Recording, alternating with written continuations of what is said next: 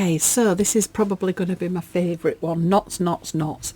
I love knots. I just think they add so much to your embroidery. So on the card we have bullion knot, French knot and a pistil stitch. So they're the main ones that I'm going to focus on. So this is where my biggest piece of advice for doing knots is to have a milliner's needle.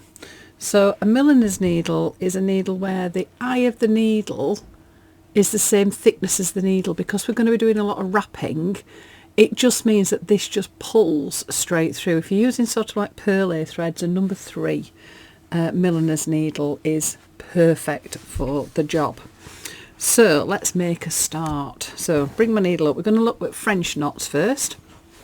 So French knot, got my needle and I'm going to point this away from the hole. I've got my thread here and I'm going to wrap it round my needle 1, 2, 3 times. My needle is going to go back down just about where I came out, and I'm going to pull gently on this thread so that my thread is really neat at the bottom of my needle, and then just pull that thread through and you get the cutest little knot. So I'll just do that again. So point the needle away from the hole. You've got this thread here. 1, 2, 3.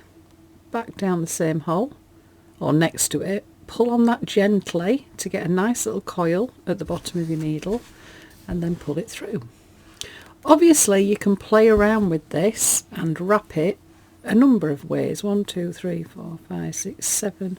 7 ways. 7 times. Sorry. Again, just pull that so that it coils at the bottom here. You want that nice and tight.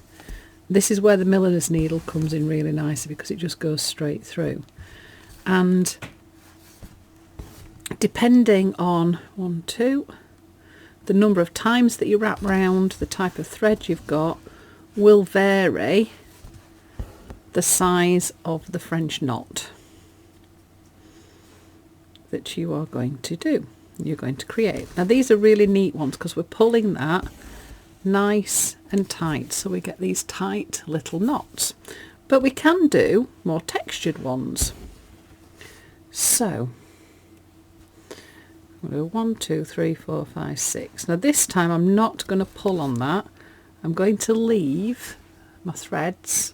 Oops, just coming undone. 1, 2, 3, 4, 5, 6.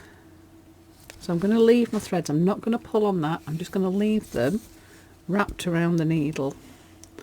And then what we start getting is we get bigger, chunkier, loopier French knots. So you can control how neat or chunky or loopy your knots are. And these are just great for building up texture, decoration.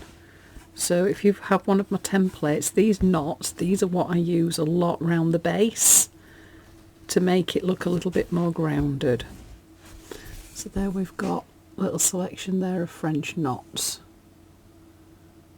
Okay, right, so an alternative to a French knot is a pistil stitch. I'm just going to get a new thread on here because once you start running out of thread you always get to that last little stitch and you're running out, you've not got enough thread left.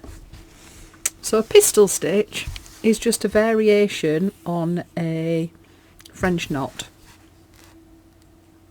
Go down here. So I'm going to start like I was doing with my French knot. So point the needle away from the hole. I've got my thread here. I'm going to go 1, 2, 3, 4. Now rather than going down the hole, I'm going to move it a little bit further away. Again, pull on that needle, a little bit of tension on there.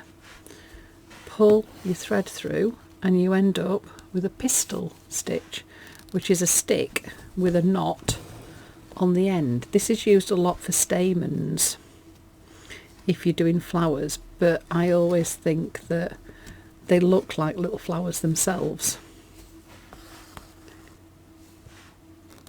And again, depending on how many times you wrap round your needle will depend. Just remember to pull on that one, just so you've got them all nicely coiled at the bottom of your needle, and then pull it through.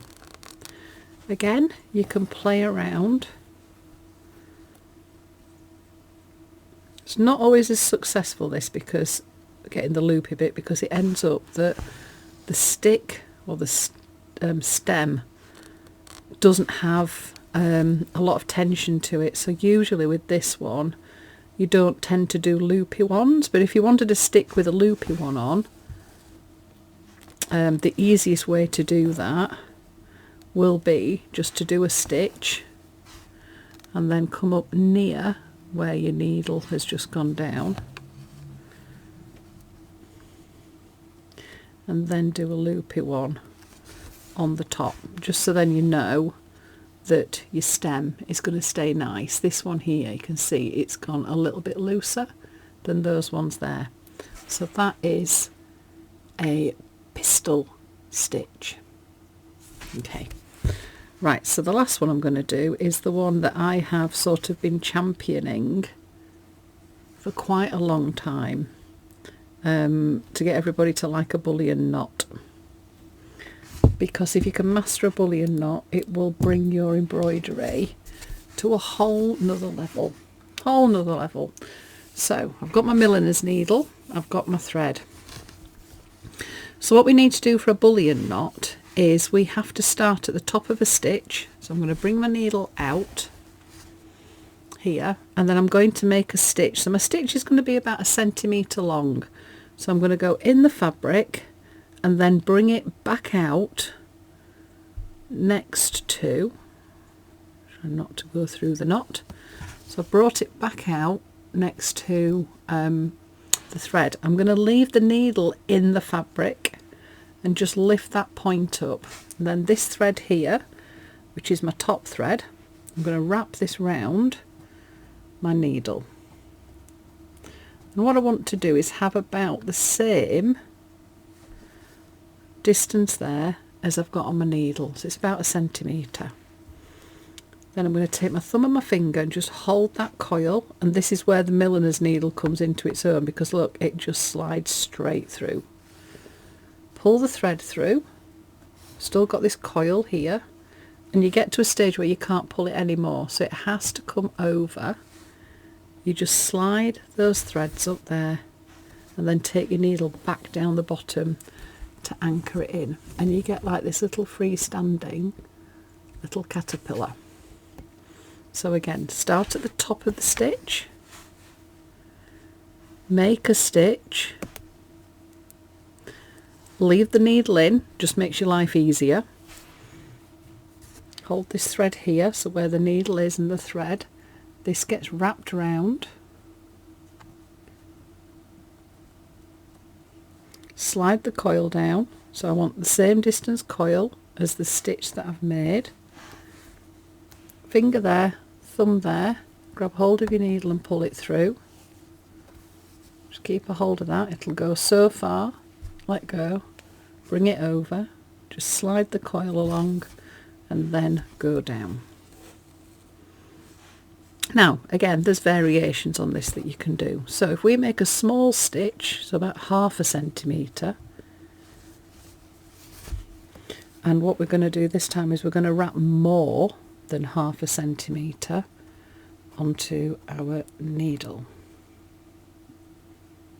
So just keep sliding your coils down.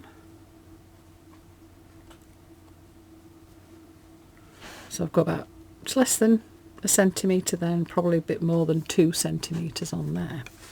Again, hold that coil, just pull this, push it.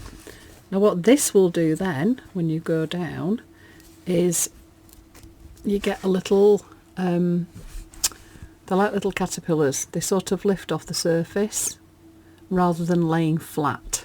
So the basic rule is if the coil length is the same as the stitch length, you'll get a flat bullion knot, so it'll lay flat on your fabric.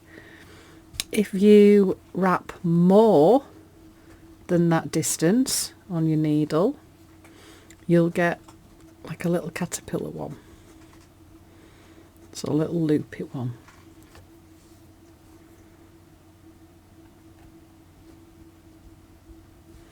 So I've got loads more there. So, hello Duncan.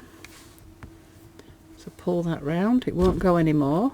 Here's Duncan. Hello. Duncan's my cat, for anybody that doesn't know. He likes to come and have a look at what's going on. Hello. Oh. Take your needle back down the back. So if I just tie that off.